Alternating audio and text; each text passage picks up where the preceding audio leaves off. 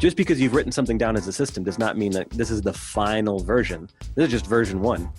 Just like when you're writing something, right? You come up with a rough draft, you create an outline, you put out the real thing, and you make a bunch of edits, and then finally you've got a version that you're ready to publish, but it might still not be the finished version. Hey guys, and welcome to the WP Elevation podcast. I am Mike Killen, a WP Elevation coach and WordPress marketing specialist based in Devon in England. Today I am very excited to announce that our featured guest is Brian Richards from WP Sessions. He basically teaches people about best practice. It started as originally for developers, best practice, and kind of following a process. In this episode, Brian's going to take us through how to build a process and the advantages of building a process that allow us to hire new people, clone ourselves, make copies. Absolutely incredible. I really know that you're going to get a huge amount out of this. And remember, of course, we have got the WP Elevation Tools guide that you can download. So yes, stay with us. This is the WP Elevation Podcast, helping WordPress consultants elevate. Hey guys, Coach Mike here from WP Elevation. I am with Brian Richards from WP Sessions. Brian, how you doing? I'm doing swell. Thanks for having me. Good to see you. Yeah, you too, man. Thanks for coming on board. When we kind of were organizing this, first of all, I just want to say your emails back and forth, the most engaged we've had. Like, I was like, oh man, this guy super wants to be on the podcast. This is awesome. Well, I appreciate it when people send me actual personable emails, and so I like to respond in kind. Yeah, like a human being thing. Yeah, in fact, we might even go into that. So for those who don't know, Brian, you let's talk a bit about your background first, because there was development and an agency, it is still there, but then also WP Sessions, which is kind of what we're here to talk about today, about, process and best practice. They kind of all feed into each other, and one started from the other. Tell us what it is that you do. Sure. So at the moment, I run WP Sessions, as you mentioned, which is training for web developers. Yep. I specifically focus on WordPress-related things, though every presentation that I put out there isn't strictly WordPress. For instance, we've done a few this year on creative problem solving and client relationship management dynamics and things like that. But they're all things that someone who builds websites with WordPress are probably going to encounter. So it's all tangentially related in one way or another. Yeah, and this is what, like, when obviously we know about WP Sessions here at WP Elevation, and we were going over some of the stuff, and I was like, is this just for web developers? Like the problems and stuff that you're helping them solve. It's almost like, well, that actually could apply to not only just any business, but it is also about following kind of best practice and showing people what to do. Like, why is that important, even to just developers who don't necessarily even run their own business, Yeah, sure. So I think you're hitting on some things that I realized as I started to add more content to the site, is that to be a web developer, you have to do so many more things than write code, right? Earlier this year, I released a session called the Modern Developers Toolkit. And I'm like, I'm going to source all of my developer friends and lots of developers that I don't know and get all of the tools that they use. And the tools that we use for actually writing code comprised like 15% of the overall presentation, because there's project management and client relationship management and contracts and just keeping track of all of the things that you need to do in addition to just outputting code. And reading code is actually what we spend most of our time doing while coding. Almost like the 80-20 rule, right? You spend 80% of your time reading and thinking about code and only 20% actually writing it. And so best practices are important for developers specifically, because you spend an inordinate amount of time reading what you or other people have written. You really want to make sure that 20% of time that you spend writing the stuff makes the other 80% of your life easier, in particular future you. And then because there are so many related disciplines here, it feeds out into other things. So in the 90s, there weren't web developers, there were web designers. Yeah. And so you had to have, in addition to chops to write HTML and CSS, also the ability to work in Photoshop and design things. Yep. And so my own sort of progression here is I discovered Photoshop at a young age and started playing with that, discovered HTML and CSS, started playing with that, got into PHP thanks to WordPress a bunch of years ago, got a degree from college in photography, actually, because I wanted to study something outside of development. Yeah. As we do. Studied some business related things around that and realized that pretty much so many different things that I've learned and studied and invested in are all connected when it comes to building things and providing a service for clients. In this case happens to be websites, but almost every service industry shares the same sort of things, and all of them benefit from having the same sort of best practice mentality, or flexible best practice mentality, I would say. I want to come on to this point later. You've almost beautifully even mentioned the tools we use, kind of thing. Just to mention, guys, we have a tools we use download below. I figured I'd just get out of the way now. It's basically all the tools that WP Elevation uses, but it's funny kind of bringing it back, and you can download that below. It's funny when you say, oh, we were going over all these things and 15% were actually anything to even do remotely with what we thought our job was, and there were so many other tools we use, but also that kind of the processes and the practice actually apply to the majority of service businesses, creative businesses. What we found at WP Elevation is the process we go through, like the blueprint where we help run our businesses better. Our clients, who are definitely not web designers or developers or agencies or anything, they go, this is really, could you take me through this? Could you show me like part of your process? And just, I want to point out as well, for anyone who's kind of on the fence about this, the organization you've got behind you, Brian, to me would show that you are a process and organized driven person. Like that is Lego behind you, right? Yeah, it is. Just listening to the audio, I have multiple rows of drawers for organizing all of my Lego from my childhood. That is very easy to find the exact piece that you're looking for when you're trying to build something small. Very cool. Yeah. So let's say that we're a developer. We're at the start, and we know that there's a bunch of stuff. I think typically the problem with processes is that it's the difference between like want and need. What they actually want is like better results. They don't know that they need a process. Do you find that that's the typical style that people go through?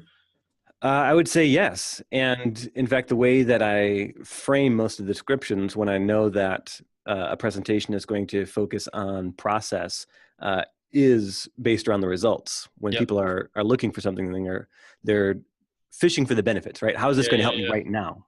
And so for a process like creative problem solving, where you're thinking through problems in detail, the end result is that you're able to solve more problems for clients. You're able to expand your services. You're able to get through projects more quickly, turn a profit, become a better reference for your clients as people ask, hey, who did this for you? Interesting. Yep. And so those are the points that I tend to promote. And following this, learning from this, you're going to gain these, but the material that's going to get you to those, we're talking about process and thinking about the things that we think about when we do the work. Cool. So let's start this. Like, what's the first thing that I, as someone who's brand new to this, I don't even know that I'm looking for process. Where do I start? What do I look for? Sure. So if we're talking in the context of building websites, probably the first thing you're looking for is, how do I build a website? Interesting. Okay. I'm working on some beginner material to take someone who is, for instance, a bank teller who hates their job, who hears that the web is an interesting place to work, and they want to learn how to build websites. And so the course material in that, we talk about, domains and hosting and WordPress and why you need each of these things and how each of them work together. But the end result is learn how to build websites profitably for other people. And so what you're looking for is, how do I do this thing? And so what I try to produce is training on how to do that thing. And you'll land on my site. You'll find a way to do whatever it is. For those already initiated in the WordPress space, right? It might be, how do I do blank with Gravity Forms? Or how can I create custom meta boxes for the work I'm doing for my clients? And you'll find a presentation exactly on that thing. And these are all just smaller pieces to the overall approach that I'm taking of trying to clone myself, trying to teach someone how to do all of these different things that I already know how to do. because there is a ton there. There's a lot to learn. There's a lot. Hey, who's that? My cat Squints, who Hey, only Squints. cares to pay any attention to me when I'm sitting in this chair talking. Yeah, obviously. Yeah, for those who can't see it, this gorgeous ginger cat Squints has just jumped up on Brian's lap. Yeah. So the thing that you look for and the thing that you get are not often the same, because you're looking for, how do I do blank? Yes. And you don't realize that that's step 3 in a 6-step process. Yeah. Yeah. So you get step 3, and then you're teased like, you should probably check out steps 1 and 2. And by the way, now that you know how to do step 3, let's look at 4, 5, and 6. Yeah. And this is something that we find with a lot of people, is that a lot of our members, particularly, as well as just anyone that we're in the education space, like I kind of said earlier, the difference between want and need is they often want something that's kind of, like you say, in the middle. They don't know that they need the first few steps. And then afterwards, it's really important that we continue to grow. Like we've noticed that a lot of our elevators, they think, well, I want to run a more profitable business, but they actually don't know that there's like an entire half after that. Like it's only after we begin exploring what's possible within the realms of this business, they think, man, I can do all this other stuff as well, Yeah, that's exactly right. And some of the sessions that I've offered in the past on things like security, I ended up doing multi-parts. We've got security for site owners and security for developers, and it runs the whole gamut of hardening and preparing for attacks. What do you do after you've been attacked? How do you write code that's more secure and therefore less prone to attacks? And what you're learning in that moment is, how do I make more secure code? But the benefit of that is now you can sell that as a thing. Like, we write secure code. We can also perform security audits on other people's code. And as a service, by either reselling something like Securi or just taking on some of the things that Securi provides in a smaller scale, right? You have to be, when we're talking about security in particular, you want to be careful about how much risk you want to take on yourself. Yep. Which is why I always just resell something like Securi. But you can offer certain maintenance packages, right? And that's a huge upsell opportunity that adds monthly recurring revenue to your service-based business, as well as additional touch points for upselling new functionality and features for your clients down the road. Yeah, and it's funny, we're beginning to move into this territory of what people want to learn is often kind of them putting out a fire. But when we continue to teach them and educate them, when we continue to look at all the processes that we've got available, that adds to the suite of products and services that they can then benefit their clients with, right? That's actually what we're giving them. This is what process, I believe, gives you, is the opportunity to sell further products and services to your customers, right? Yeah, exactly right. And without thinking through this idea of, maybe I could start offering some security audits to my clients. Hey, maybe I could offer an ongoing package where I do plugin updates and regular reviews and check-ins on their site as a service. That leads to more opportunities to talk to a client who you otherwise never would have spoken to again, perhaps. Yep. And then suddenly they go, oh, hey, you know what? We've been talking about adding this new section to our website. Could you help us with that?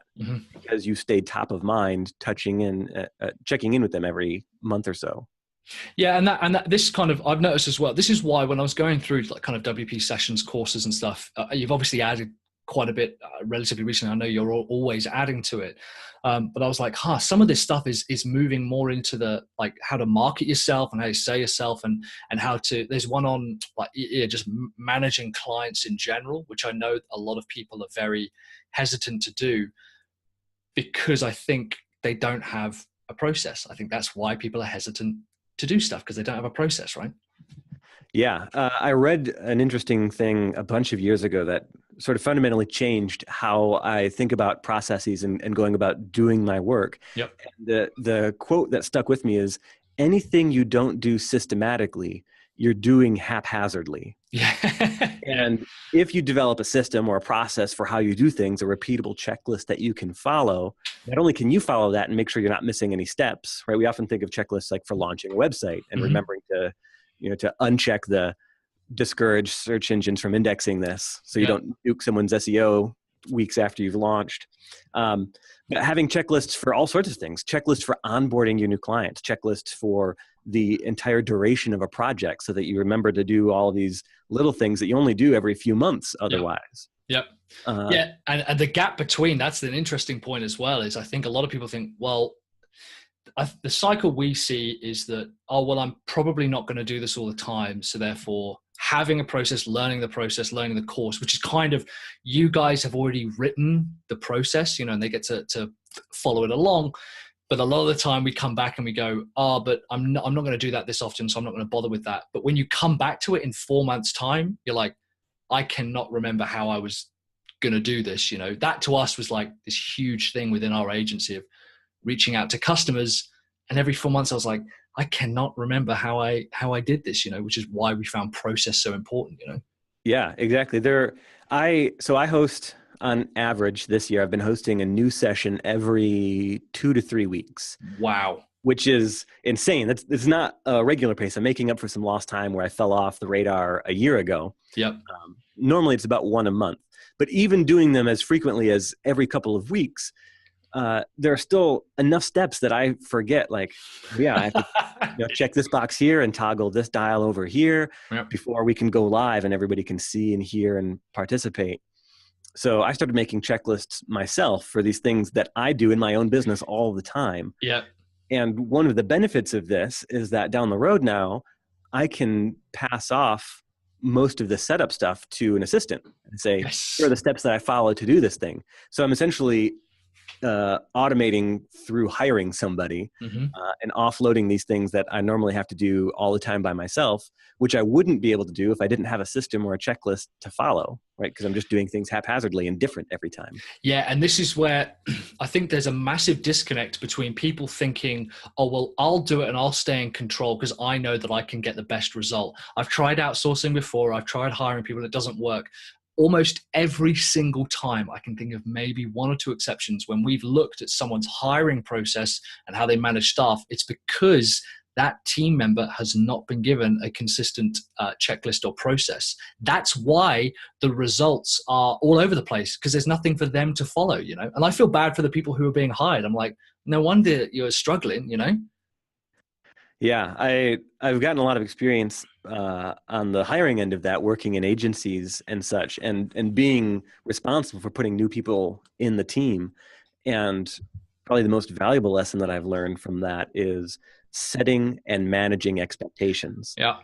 Not just saying, here, you go do this thing and I'll come in and check in on it when it's done. And oh, by the way, you did it wrong. Yes. Setting the expectation of, here are the results that we're looking for. If you don't have a checklist, right? At least telling them, here's the goal. Here's the target that you're trying to hit. Yep. And then encouraging them to come to you with questions, checking back in with them and providing guidance instead of just like, oh, you're wrong. I'm going to go ahead and do it myself, or I don't trust you enough to do this, or it's faster for me to do it, so I'm just going to do it. Spending a bit of extra time walking someone through it, because after they figure it out, you might never have to do it again. Yep. Yeah. And this is kind of where, we get into some proper process ninja stuff where we have found, and I found this recently with our social media outsourcing. I was like, I've created the most incredible social media process in the world, bar none. Like, children will weep at the sight of this because it's incredible. Handed it over, my social media VA, very, very specific. She went through it and she was like, Mike, you could be doing this and it would cut out 15 minutes every single time I do it. And over 4 sessions, that's an hour. So that's over an hour a week. And I was like, like having it documented allowed us the opportunity to improve. We couldn't measure that beforehand. There's no way that I could have found the way to improve because there was no baseline, Yeah, that's exactly right. And also a major hang up for anyone who's trying to put a system together, because what I try to do, and what I've observed many people try to do, is come up with the best version of a system. Yeah. So not here's how we do it, but here's how we want to do it and how we're going to do it someday. Yeah. And you write down this immaculate list that is pretty much unattainable because there are other dependencies on this system that you're trying to put together.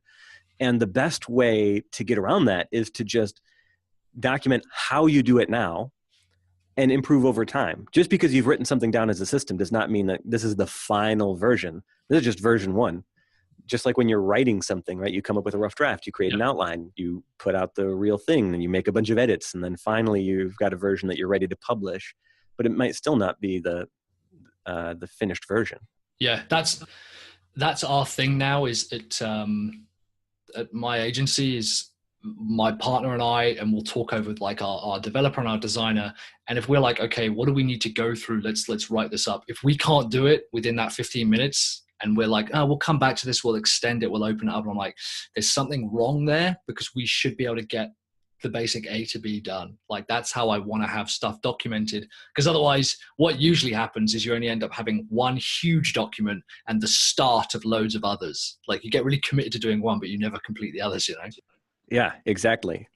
And doing lots of small documents and outlines and plans will often serve you way better than having one that's perfect and a bunch that are only just ideas.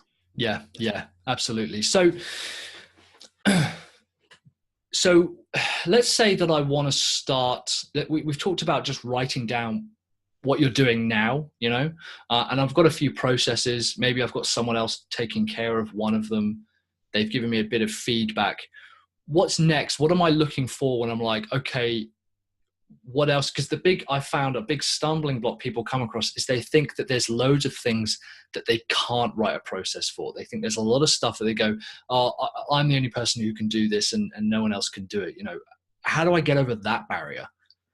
Sure. So the reality is that a process can be written for virtually everything. Completely agree. Yep. And I haven't looked into something enough to find like, well, no, you definitely can't write a process for this category of work. Well, no, now that I say that out loud, artistry is not something that you could put a clear process down for of creating a masterpiece, right? But you can put a process together for, I need to get out the canvas, I need to get out the paints, I need to sketch it. Yeah, it's funny you should mention that, because we were talking earlier. There's a bit of feedback there. Oh, sorry. No, that's okay. Sorry. There we go. That's perfect. Sorry. We were talking with an artist, a musician recently, and he was, in fact, Troy says this as well. Like, there's no such thing as writer's or creative block. It just means you don't have a template. And to me, a template is still a process. You still can follow that through. You're going to fill it in with your stuff, but even then, it's a process. Yeah, bingo. So it's fun hashing that out live here. You might not know exactly what the end result is for this creative process, right? But you can put a template together of figuring out, okay, well, first I need to do this, and next I need to do this. And when I can't think of something, well, I need to look at these things or listen to this or go over here to this space. And the trick for things that you think you can't document is to just write down the steps that you're about to take. So just because the process doesn't exist now doesn't mean one can't exist. Yep. And sometimes it's just literally like, I'm going to open a new browser tab. I'm going to visit this URL. I'm going to click on this thing. I'm going to open this folder on my computer. I'm going to find this file. I'm going to upload this thing here. Yep. And it's the biggest hang up I find is people think, well, I'm only going to do this once or maybe twice a year. And so it doesn't benefit me to write these things down because I can do it faster than I can write it down. So I'm just going to do it, which is true, except when you come back to it a year later and you go, shoot, how did I do it last year? Because I want to do it just like I did it last year. Yep. But I didn't write it down, so I don't remember. So you'll spend just as much time as you did it last year, remembering how you did it last year, and do that time over to do it for this year. Yeah, I think it's a huge false economy. We encounter that a lot. And it took myself a bit of time to get over that. I was like, look, man, I do this. Like I said, I only do it a couple of times a year. And we found actually those are the processes that we want to document first, because they're actually kind of the easiest stuff to document. If it only happens once a year, then just get it done, write it up, ship it out. The stuff that we have to do every day, I find changes so often. I'm like, well, if I only do it once a year, it's probably not going to change that often. Let's get it documented. And the thing is now, I mean, we'll talk about this briefly. The tools we've got available to document stuff, like there's no reason you can't document things anymore, you know? Right. Yeah. You can screencast, voice record, dictate things, write it down. What you mentioned there, the things that you do every day have a high propensity to change. And so what you need to determine when you're creating a process or a system is how much detail do you want to put in it? right? Are you saying explicitly, I'm going to do this, I'm going to do this, I'm going to do that. And then 3 days later, like, actually, this is a better way of doing it. Some systems you just generalize and say, right, create a new tweet about blank, Yep. right? For the example of a social media process, you're not going to say, and it will follow the format of this, and then the person's name, and we're going to have a photo and then a URL. Like, what you put into that tweet is likely going to change as your strategy evolves. But the fact of the matter is, you still need to create a tweet and a Facebook post and an Instagram post, and make sure that you've got all of those ready to go, scheduled in advance, repeating at whatever rate, right? Those are the parts that you document. The specifics of what goes into them or what order you do them in doesn't necessarily have to be super concrete. Yeah, it's funny on the tweet thing actually, and elevators will know that they've seen my social media process. I documented it and shared it with them, and actually we ended up getting it down where we could have even a process for the written stuff, because I was like, just how, I hate the term granular, but I'm going to use it. How granular can you get with these processes? And we found things like blog post headlines, email subject lines. They actually follow a formula. There's so much stuff that follows a formula that also gives me a bit of breathing space, because I'm like, I've got to think of something new. No, let's use the template. Let's use the framework, still inject our personality into it. But we've got this available to us, Yeah. And this is the second or third time that templates have come up in the terms of generating a process. Yep. Templates are huge and useful. Like, having a template for creating processes is something I'm a big advocate for as well. So you're not like, how am I going to outline this one? It's like, well, they always follow the same sort of outline. Make a document, and every time you need to make a new process, duplicate that document and start filling in the blanks. Yeah. For development work, particularly work where you have multiple people in a team who are all contributing to the same thing, when it comes time to document a project at the end for delivery, one thing that helps is to have lots of micro documents along the way of, here's how this feature works and here's how this thing behaves. And one of the processes that I implemented for my last team was, when we finish a task, let's write down all of these steps. Here's what's done. Here's how you can test it. Here's how it should work in the final documentation. Yeah. And then at the end of the project, we can just search. These are all getting documented in GitHub issues. We can search the issues for a key phrase, documentation in this case, pull back all of the comments that had documentation in them and paste them into the final deliverable document for the client. Yep. Yeah, I mean, man, there's so much here. And this is the thing, like, I think a lot of people, my business partners and stuff, they hate when I talk about process, because I love talking about it, but it opens up so many opportunities. I think it makes hiring easier. It makes time management easier. It makes product creation easier. There's just so much that documenting what you do. And we ended up setting up a course-based business around it, like showing people their documents. I don't know if you've ever thought of that idea, but No, that's brilliant. Yeah. And as you mentioned, like, you have clients who come to you and like, how does your process work here? Right? When you're building things for other people in the service-based industry, if you have a good process, they'll notice, or if they have a good process, you'll notice. I've taken and adapted processes that I noticed my clients were using at times. I'm like, this is actually a really good way to conduct a meeting. I'm going to make sure that all of mine follow this format now of, before we complete the meeting, we're going to do a rundown and recap of, here are all the actionable items that we agreed to during this meeting, who's going to do them, and when we expect to have them done by, so that nobody is in the dark when the call ends about, shoot, what did we agree to? What part am I responsible for? Yep. So, okay, so we've decided that we want to start making our life easier. We want to expand the number of products and services that we sell to our customers. We want to get better time management. We want better expectations and results from our customers, from our staff. We know that we've got to start from the beginning, right? So it sounds obvious, but record what you're going to do, yeah? Yeah. So step one is figuring out what is the beginning for you? How far back do you need to go? What is step one?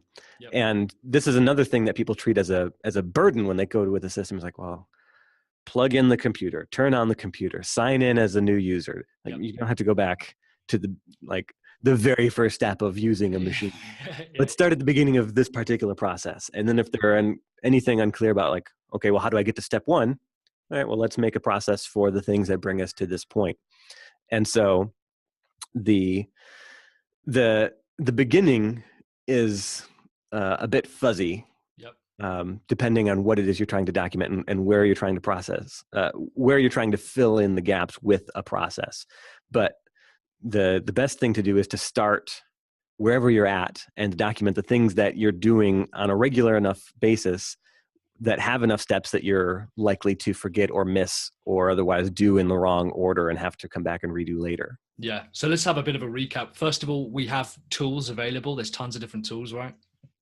Yeah. So the tools that you might use, as I mentioned, for screencasting, I use something like ProPresenter. Not ProPresenter. Something like ScreenFlow for recording everything that's happening on my screen. If I'm giving someone a screencast walkthrough of things, that's super fast, right? Because that satisfies your desire to like, I'm just going to do this thing, but also to do it in a way that you can document it for the next person. So you spend 10 minutes doing the thing, spend another 5 minutes turning off the beginning and the end and shooting a link over like, okay, here's how I did it. Now you can do the rest from here on out.